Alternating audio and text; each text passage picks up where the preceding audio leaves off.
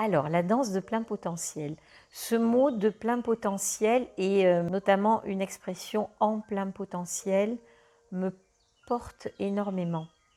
Et c'est pas du tout, bien que j'ai fait du coaching professionnel, c'est pas du tout un truc de, si tu veux, de réussite, d'être au meilleur de soi. C'est pas du tout cette notion-là qui me porte, mais c'est un lieu en soi que nous avons tous, pour moi, où tout simplement nous sommes en connexion, nous sommes complètement en train d'incarner ce que nous sommes réellement. Et pour moi, ce que nous sommes réellement, et c'est ça que j'amène, pour moi c'est un nouveau paradigme dans l'accompagnement des personnes, c'est de pouvoir accompagner les personnes, puisque la danse de plein potentiel, c'est une pratique d'accompagnement.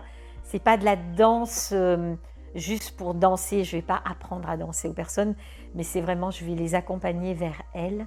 Donc c'est utiliser tout ce qu'on est, ce plein potentiel, cette danse de plein potentiel, c'est-à-dire le mouvement. La vie est mouvement, on en a parlé.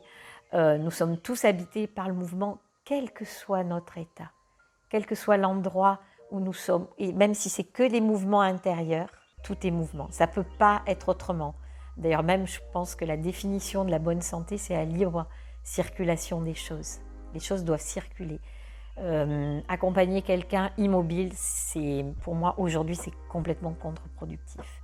Pour la plupart des thérapies ou des pratiques d'accompagnement sont immobiles. C'est pour ça que j'ai quitté toutes les pratiques d'intériorité, plutôt immobiles, tout ça, même si je les ai explorées pendant longtemps. Aujourd'hui, c'est plus d'actualité pour moi. Donc ça passe par le mouvement. Donc il y a ce mouvement, il y a le ressenti.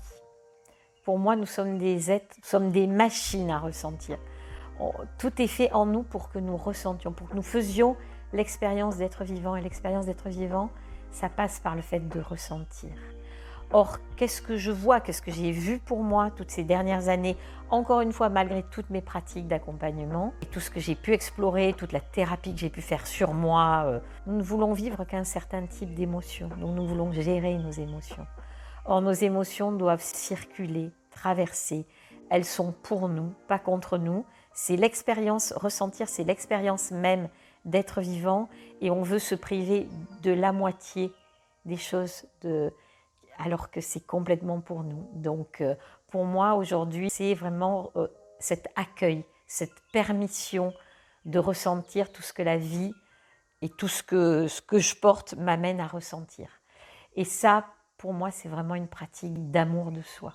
Je pense que j'ai vraiment découvert l'amour de moi avec cet accueil et cette permission émotionnelle.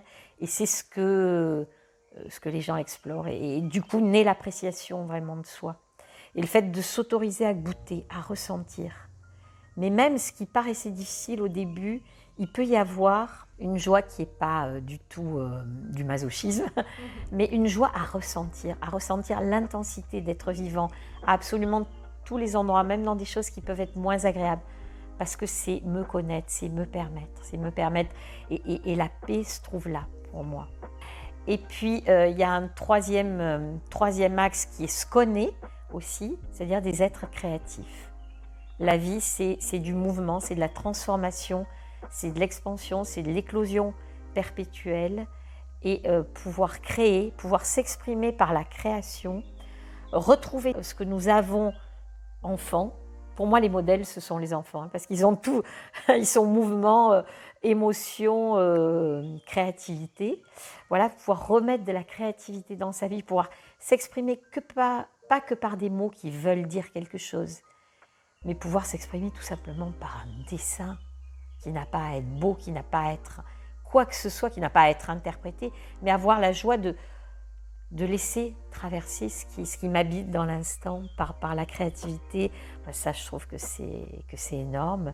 Et il y a un deuxième aspect là-dessus qui n'est pas des moindres, où on rejoindrait presque, bien que ce ne soit pas du tout de la psychanalyse, mais une forme d'auto-psychanalyse, c'est de voir ce que nous portons, de voir ce que nous créons, et souvent ce que nous créons à notre insu, comment nous créons nos réalités. Donc ça, c'est vraiment au centre de la formation, de voir les histoires que nous nous racontons à notre insu et qui sont actives dans nos vies, et voir s'il n'y en a pas d'autres que peut-être nous aimerions explorer inventer, créer à notre sujet. Et puis le quatrième aspect, c'est vraiment prendre conscience de notre liberté, de combien nous sommes libres à tous les niveaux, dans nos mouvements, dans nos ressentis, dans nos créations. Voilà.